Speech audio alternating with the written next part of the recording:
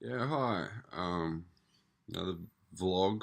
I was just watching my old ones to see if there was any reason anyone would want to listen to them, or if there was anything I could improve. And I kept calling them blogs, so I'll call them vlogs from now on. I got that right. But I keep referring to my past in my vlogs, and from what I've seen, I haven't really um, explained it. So, uh, it's just the last. Oh, okay, we'll start from the beginning. I had really good family. Both my parents are GPs, doctors, and they went the GP route, which mass respect because not much money. People think doctors are rich. GPs aren't rich. Specialists, surgeons, they're all fucking filthy rich. And it's not hard to go that route. Once you're a doctor, you get the choice. It's not like it's harder to do it. Be a specialist, so you get paid more. You just choose to do it. And my parents chose to be GPs, and they chose to go to an Aboriginal community to help them out. First. Then they went to South Africa when apartheid was on to help the Africans there. So I have a lot of respect for them for doing that. And where was I going? Oh yeah, explaining it. So you know, as I said, they're not rich, but they're not poor. I never wanted for anything. My dad was really strict, and not in a violent way or anything. In a good way. Looking back, he's just teaching me, and my mum was sort of passive aggressive, but I had a fantastic childhood, amazing. Till about 12, 13, I think they broke up, and I sort of struggled a bit with that, and then they got back together, and they fought a lot, and when they ended up breaking up, when I was about 17, it was just time, like, yeah, um, screaming matches, in front of these children isn't good. I just know when I went to visit my dad in Geneva just recently, my stepmom was doing it to my dad in front of my little brother, and I kept trying to take him away up into the attic. It's not good for kids to see that. It's not fun. I remember when I was a kid hearing it and just going, "Fuck, it's not good." But yeah, then they split up, and I didn't think it impacted me. I didn't, I knew it did. I knew I felt something about it, but I didn't think it impacted me as much as now I think it did because of the chronology of my life. Um, so pretty quickly after they broke up, I dropped out of high school, which I thought I was going to do anyway because thought I was going to be a professional surfer. I was sponsored and I used to win competitions and um, yeah, I was a good surfer. I still am. And so I dropped out of high school, and then that was my reasoning at the time. But thinking back, I think my parents splitting up had something to do with it. And I started smoking a little bit of weed, and all I was taught about drugs is drugs are bad. That's it. Because both my parents are so clean cut. I've only learnt recently my dad does coke sometimes. I heard. Uh, but my mum's tried weed once and had a panic attack, so that's her outlook on drugs. So drugs are bad. And, in your teens, I think I tried weed when I was about 13, 14, and I was like, hang on a minute, that wasn't that bad. Um, Maybe they're wrong.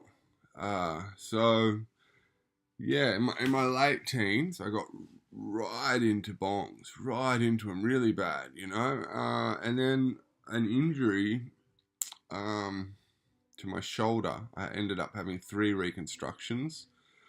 Took 5 years or so, and that blew out my window of trying to turn professional at surfing, which I don't know if I would have, but I had a shot at it.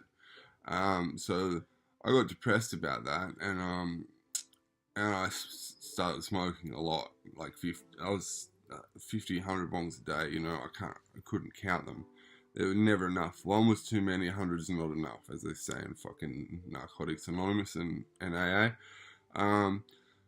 So I spent a few years doing that. That brought on anxiety problems with me and depression. But during that time, I couldn't really surf. I didn't surf from about 18, 19, when I did my shoulder the first time. Surf once every couple of years until last year, or this year, where I surfed for 6 months straight.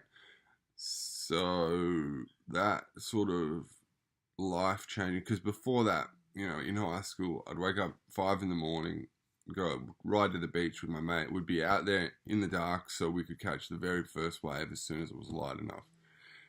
Every morning, and we'd be pushing it to get to school, late. And then we'd go to school, and then we'd ride home and ride straight to the surf and surf until it was pitch black. And that's what we did for 5 years or something. So, I was, all the bike riding was probably 20 Ks a day, and the surfing and everything. On the weekends, we surfed for fucking 8 hours straight. You'd come in, get something to eat, and go straight back out. If I wasn't surfing, I was watching a surf movie. So surfing was my life.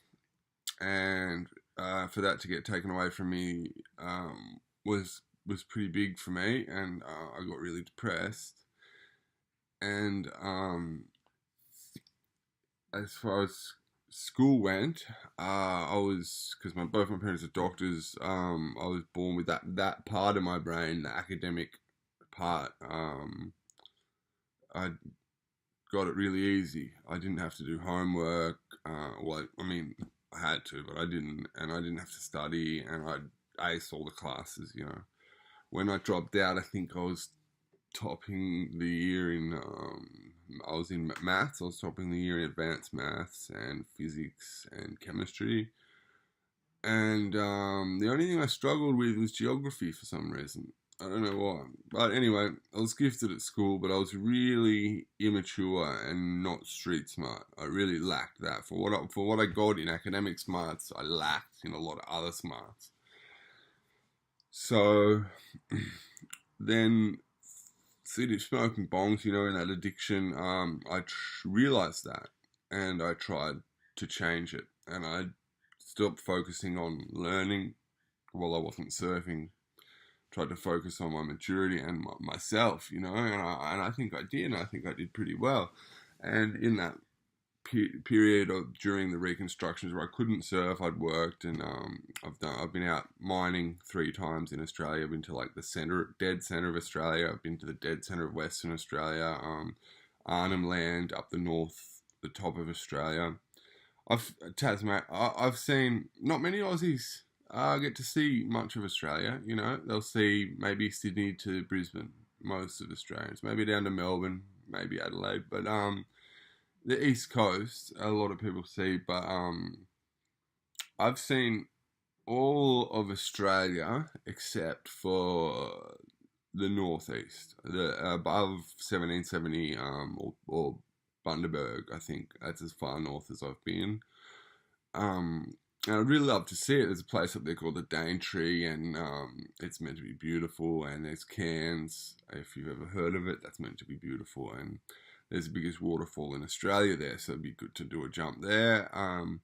But I've seen everywhere, like not every fucking foot of Australia, but I've seen everywhere else. I've lived in every capital city, except for Hobart, which I've been to.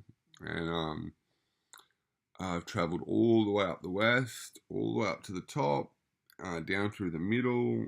I lived in the centre of Australia, down south, all in South Australia. I've lived in Adelaide, through Melbourne. I've lived in Melbourne and Sydney, all through there, and up to Byron Bay, where I grew up, and up to Brisbane. And then I've done 1 or 2 trips to these islands at the Great Barrier Reef, and that's as far north as I've been, which is about Bundaberg or 1770. And so it's on the bucket list to get further than that. And then I've seen all of it. Not many Aussies see Australia. Hey, they all go travelling, but they not many Aussies have seen much of Australia, so I feel pretty privileged in that sense because it wasn't usually due to I want to see that part and I go on traveling. It was just circumstantial. So I feel pretty privileged in that way. I got a double chin. Fuck, I am fucking fat. Hey, I'm losing weight.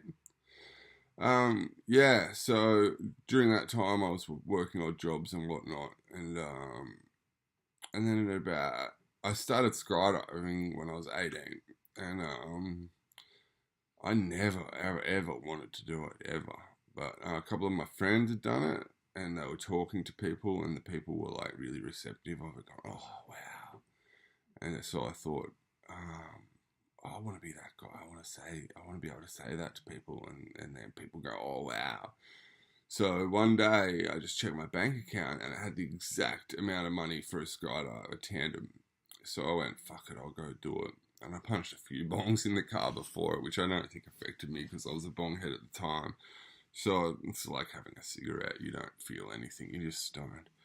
But the whole way up in the plane, I remember gear fear just the whole way up. Even my tandem master noticed and tried to settle me down. Not that I was, he just settled my brain down because he must have seen it in my eyes. He was going, mate, I got a family, at home. This is fine. This is safe. Don't worry about it. And so I still, the whole way, I thought I was going to die the whole time.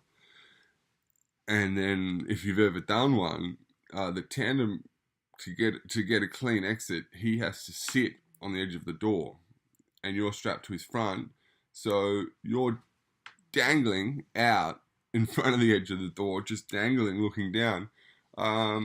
It's not a very good introduction to skydiving, but I don't see any way around it.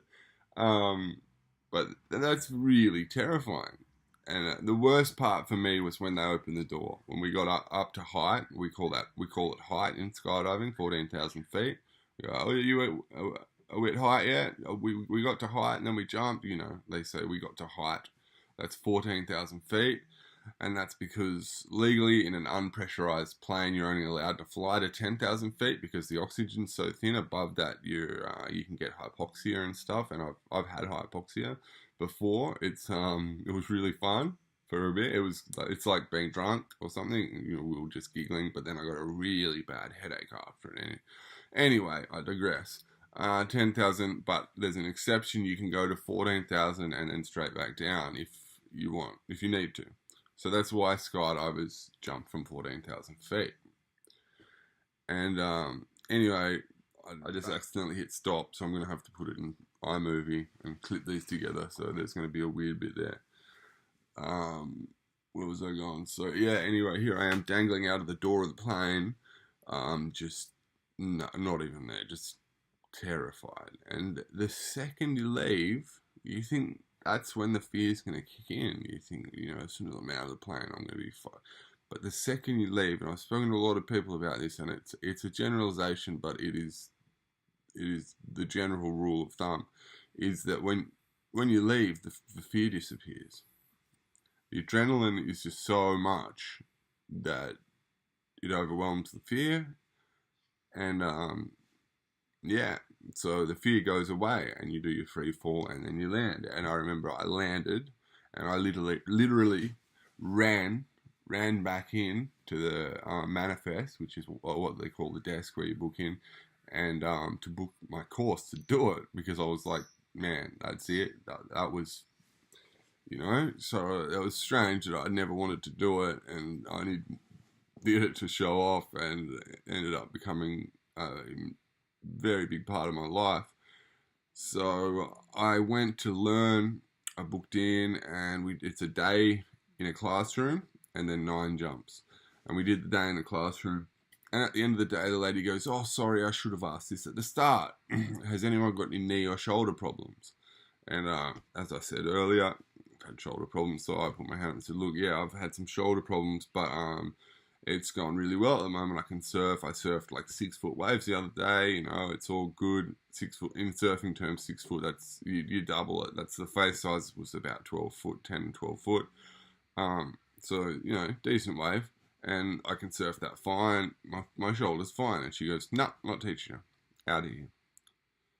I was, I just couldn't believe it. So I got home and I found the closest place, which was 2 hours away, 3 hours away, maybe 2 or 3 hours away north. It's not even open anymore. It's just it's a tiny little place called Coralbin, and it's an hour inland from the Goldie, so it's 2 hours away.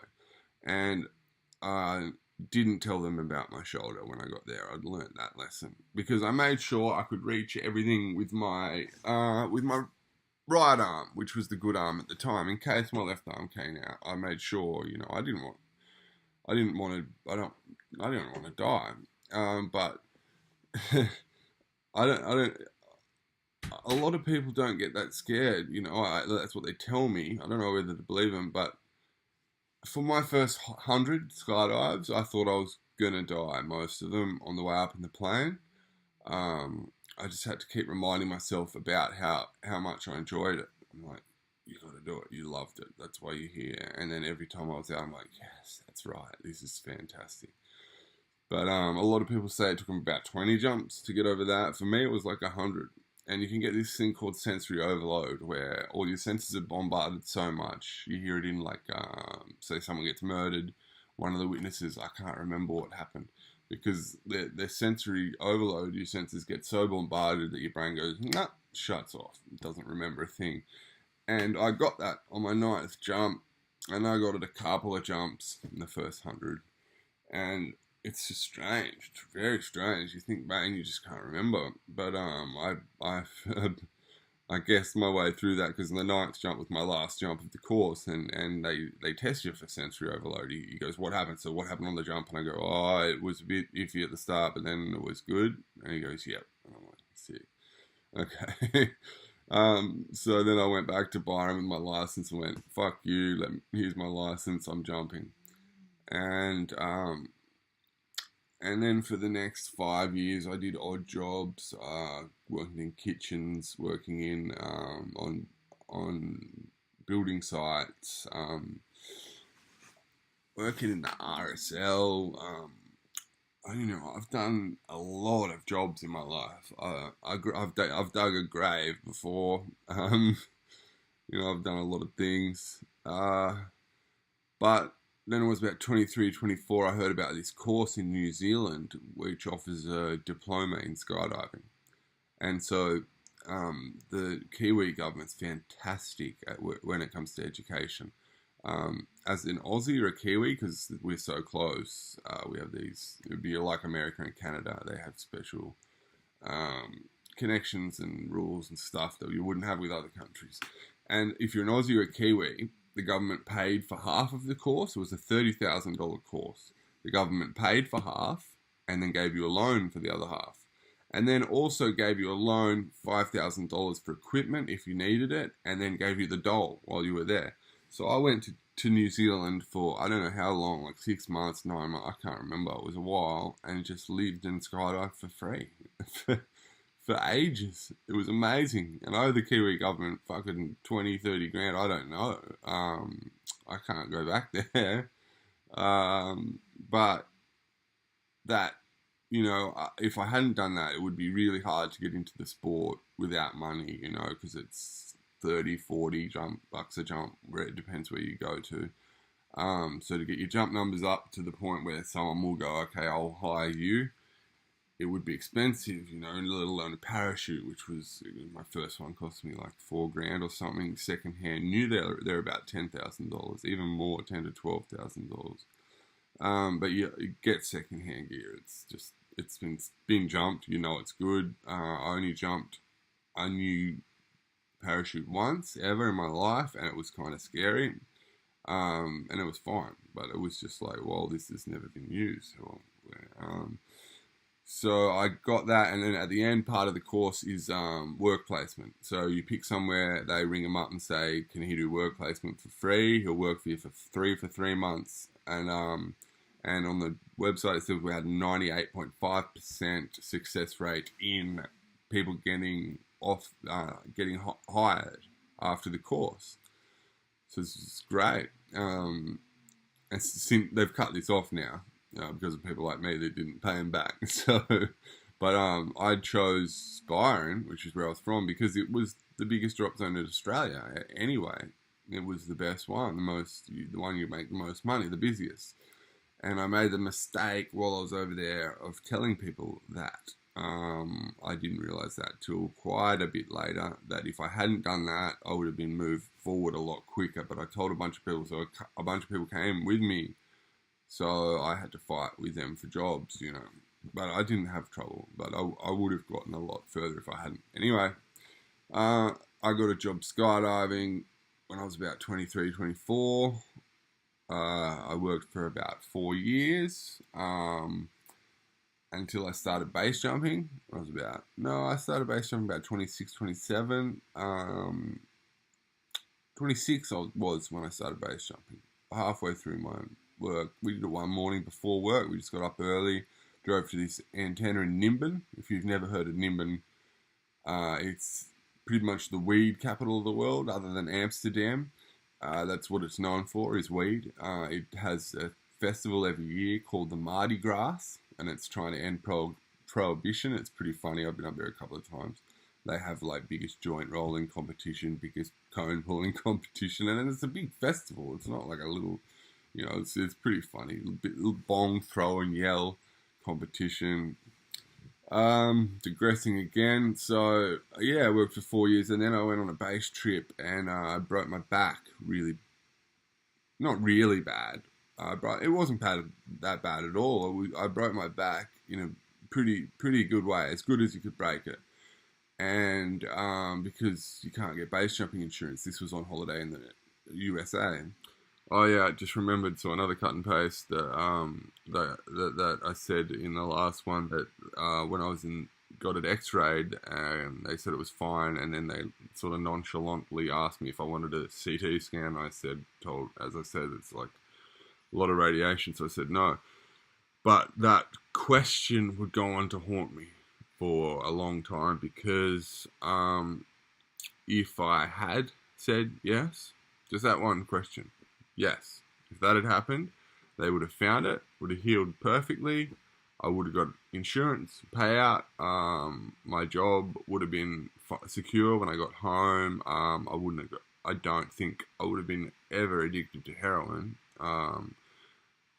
not until now anyway. I don't know what my life's going to go, where my life's going to go from here, but I never would have tried it before that. So, yeah, that haunted me, thinking back, just going, that one question, if I just said yes.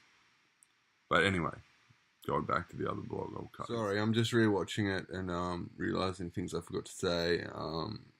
And so this is a bit of cut and paste. There's going to be a few. This is the third one anyway. I'm talking about my back. I didn't break it bad at all. If I'd known about it, if they told me at the time in the US, they said, okay, you broke your back, and I just lay down and let it heal, it would have been better in 6 weeks. So the only reason it got bad was because I didn't know about it and didn't let it heal. So I think that was important. So I cut and paste. I'm going to cut and paste this in, and I had something else to say too, but I think that's it for now. Yeah. I had to make up a story when I got to hospital, and I said I fell off a table. Like, I don't know what it was, just the first thing that came to my head. It was icy, it was snowing and shit, so I said I just fell off a table. And they x-rayed my back and said that we couldn't find anything. Do you need a CT? We couldn't find anything, you're fine. But do you want a CT scan? And my parents are doctors, so I know all about this. A CT scan's like 20 x-rays. It's a lot of radiation. So it didn't show up in an x-ray. X-rays show breaks. So, fine, I'm out. That haunted me for quite a while, because I knew it was broken. I heard it break. I felt it break. But anyway, I didn't, and I went and left. I kept jumping there. Then I went to Mexico and surfed for 5 weeks. I surfed the biggest surf I've ever surfed, and I took some of the biggest wipeouts I've ever had with a broken back. So I was so lucky. I got back and I was working, and it just kept getting worse and worse, the pain. Because I've had the reconstruction of the shoulder. I've told you I've broken now over 20 bones in my body. I've lost count now. It's over. I think it's 21 that I can put my finger on. I just worked through the pain, but it kept getting worse and worse, and I kept going back to doctors, and they kept X-raying it, wouldn't show up, and there's this thing, if you don't know, probably you do, called doctor shopping, where people go to different doctors and say they're in pain to try to get medications because they're drug addicts. So I appeared to them to be one of those people because nothing was showing up in X-rays. So they weren't giving me any help with the pain or anything. And I kept on until I couldn't walk properly. And so I couldn't walk properly. And when you wake up with a crook neck and you can't really move it for a couple of days and then it goes away. I had a really bad one of them the whole time. So I couldn't walk. I had that, and because I broke it between my shoulder blades, the pain ran down my arm into my hand, and it was just incredible pain. I was in the whole time, and the doctors wouldn't help me. So I went through my own avenues and started buying OxyContin on the street, and OxyContin doesn't come in small amounts on the street because they're addicts. It comes in 80 milligrams, which is the highest dose you can be, the biggest pill you can get. I didn't need 80 milligrams. I needed about 20 probably.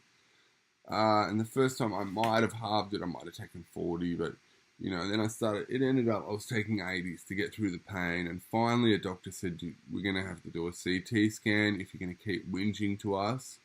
So we did one, and then a day or two later, I got a phone call, and he said, what are you doing? And I said, I'm at a coffee shop. And he goes, go home and lie down, and book in, and don't do anything until I see you.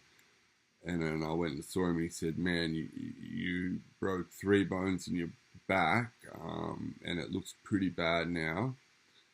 And I was like, fuck, I fucking knew it. I actually smiled and said, fuck, thanks. He goes, why are you happy about that? And I'm like, well, I'm happy because you found it. You're telling me there's nothing wrong and I can't even walk.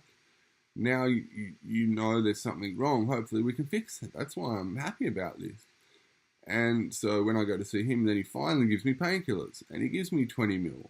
And I'm already taking 80s by then. So it didn't do anything. So I'd go through them, and I had a big problem with getting medications off the doctors because of my resilience to them. There's a better word, but anyway, that one works. So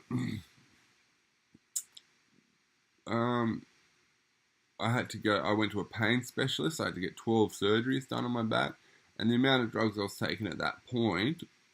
The doctor said he'd never seen it before. The first 3 surgeries, the anaesthetist couldn't even put me to sleep. He just kept pumping me full of shit, and he couldn't put me to sleep. He said he'd never seen it before. And the 4th one, I woke up, and I said, oh, you did it? And he goes, yeah, but we gave you, in the textbooks, it says, double the lethal dose of this drug. But we monitored it, and we did it very slowly in increments. But in the end, what we gave you was double the lethal dose. And I'm like, fucking wow. And it didn't do anything anyway, that surgery. Another one. The 7th one, I woke up, no pain. And at that point, it was about 3 years after the accident, 2 or 3 years. So after not being able to walk, and my neck and my arm and everything, I just woke up in no pain. And it was just incredible. And I said that to him, and he's like, right, we found the spot. Sweet. So the next one, we're going to do the same thing, make sure those nerves are dead, and then we'll do a couple more up, see. And so that fixed it. And but I was just an addict then. I was an opiate addict. So I went back to my doctors back at home. I'm still in pain. I need more and more and more and more. And I got put on a massive dose in the end, a massive dose. Like I was watching a documentary the other day, and it said it was about America, and this doctor was talking. He's like, if someone breaks their arm or leg, we give them like 5 mils of oxycodone. The drug's called OxyContin, and and if it's a cancer patient, if they're dying or anything, we'll give them like 30 mils. Make them happy. I was prescribed 360 mils a day. If you've ever had endone, that's 4 boxes of endone a day nearly. Which I couldn't be trusted with because I was an addict, so I had to do daily pickups, which means I had to pick them up every day from the chemist. And I'd be waiting down there every morning before it was open, sick as a dog, counting, cursing the chemist. Now finally get him, run home, bang him up. By that point, I was banging him. I'll get back to that in a second. And then I'd be at, there'd be a good 7 or 8 shots in that 360 mils, and I'd be through them by 10, 11 in the morning. So I'd be back down the chemist, and there's 2 pharmacists, and one of them I'd go, oh man, I lost them. They fell out of my pocket on the beach. Someone stole them out of my car or whatever. And one of them, and he knew, but he'd given me more. Even one day I went back again later that arvo and said, I lost those ones, and he gave me more again. But the other one, I went in and I said something, and he goes, I'm not giving you any. And I said, but man, they lost, and he goes, do you want me to call the cops? Like, straight away. And I wasn't yelling, I wasn't, and I'm like, fuck, I'm out of here. So anyway, I'd be through them by 10 in the morning, and it's worse than heroin. If you ever shot a heroin, and it depends on your level of addiction, but mostly, if you ever shot a heroin, it'll last 24 hours, maybe even longer. The next day you're fine, until you get another shot, unless you're shooting up all day, every day, in which case you'll get sick a lot quicker. But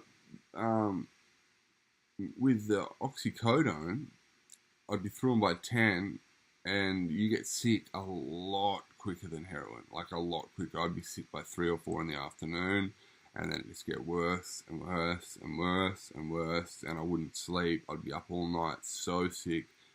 You've obviously, everyone, I imagine, obviously has heard that it's not fun coming off heroin or opiates, that you get sick and shit. Funny, I've never really listened to my vlogs after I've done them, but this is a really long, intense one, so I have. And one thing I just missed out and I want to put in is, it's interesting to me, as I was talking about heroin, it can last for 24 hours, but with the synthetic opiates, the withdrawals come on quicker. So you need more of them. So they come on quicker. They are worse, the symptoms, and it lasts longer. So synthetic opiates are worse than heroin. So the doctors should just be prescribing you heroin for pain if they're going to do it. So it's pretty crazy like that. I just, I thought I had to add. I'm a base jumper, skydiver, surfer, sharks and whatnot. My biggest fear in the world is opiate withdrawals. By far. I wouldn't wish them upon my worst enemy. So I'd be sick, and I'd be up all night checking the clock, sicker and sicker, in the shower with hot water. It was the only thing that helped the cramps at all. And counting down till the next morning at 8:30 or 9. And as I said, I'd be there early, cursing, looking at the clock, get my pills, run home, be through them by 11 again, So that went on for years. That was horrible. You can imagine that life. I don't know the chronology of it all again. I hate saying words twice in one vlog. I don't know why. But anyway, by that point, when I was buying the OxyContin before the doctors were prescribing them to me, they're kind of hard to get. So some days I couldn't get them. And I'd be in pain or I'd be sick. I can't remember. I think I was getting sick at that time because I was using them enough. And the guy that I was getting them through, who ripped me off, would fucking double the price of them and shit, like fully rip me off and take shit out of him. And he is the biggest fuckwit I know. And he pressured me the whole time to use needles. He's going, inject them, they're way better. And I'm going, no. And he's going, use heroin, it's way better. You use heroin, it's way better. I'm going, no, fuck no, heroin, fuck no. I've always been curious about using heroin because I take drugs, but I never wanted to do it. I thought if I was on my deathbed, I'd do it, But then I couldn't get oxys one day or a couple of days. I was really sick, and I said to him, "Look, I'll buy opium. I'll buy opium. If you can get me opium, I'll buy opium." And he went and got me heroin because I don't know what opium looks like. I do now, but he gave me a powder in a bag. Opium's it's like hash. It's like a Play-Doh. It's a little, yeah. Well, and how much you've got. It's like a bit harder, but it's like Play-Doh. And so he got me this opium, which was heroin, and I snorted it, and it just wasn't enough.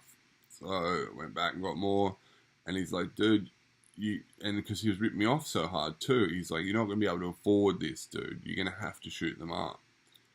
And I went through most of this process with a good mate of mine who broke his back in the same month I did. And we talked a lot about it, and we finally decided together, we go, okay, we're going to use a needle and we're going to use heroin. We made that decision together. And so I did, and for the first 3 months or so, I couldn't even look. I was so scared of needles. I'd look away from my arm out and go, do it, get someone else to do it. And by the end, when I was sick, I'd be shooting up water looking at it. And they call it the feel of the steel. You get addicted to the needle. Like, I fucking love needles. Like, love them. And, yeah, so by that point, the doctors prescribed me 20 mil oxys and shit, and it's just not working. But I got to the point where I was on 360 mils, and that helped a lot.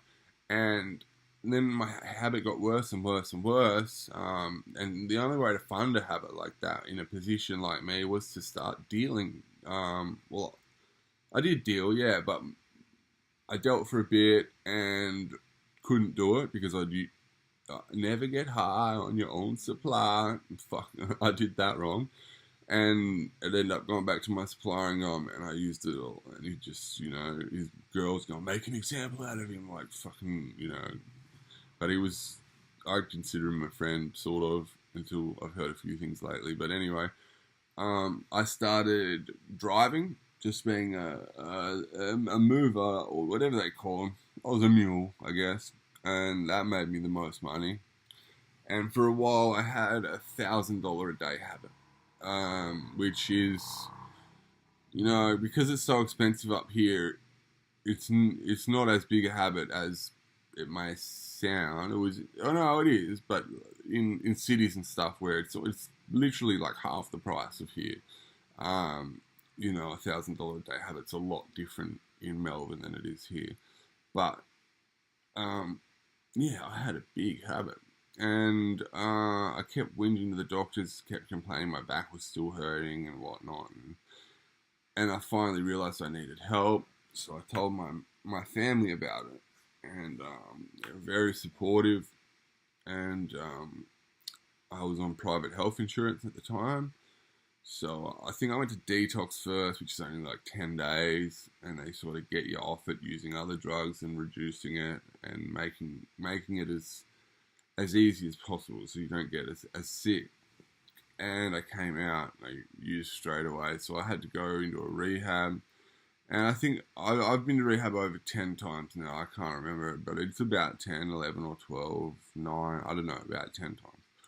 And I was a bit disheartened after a few, thinking this is just useless. But my mate's mum told me, she read an article that said, on your seventh, it's on average for a heroin addict, it's their 7th rehab that they recover in, That's an average. So some people do it on their first, some people it takes 50, but on the 7th. So I was like, okay, sweet, I'll keep cracking away at this.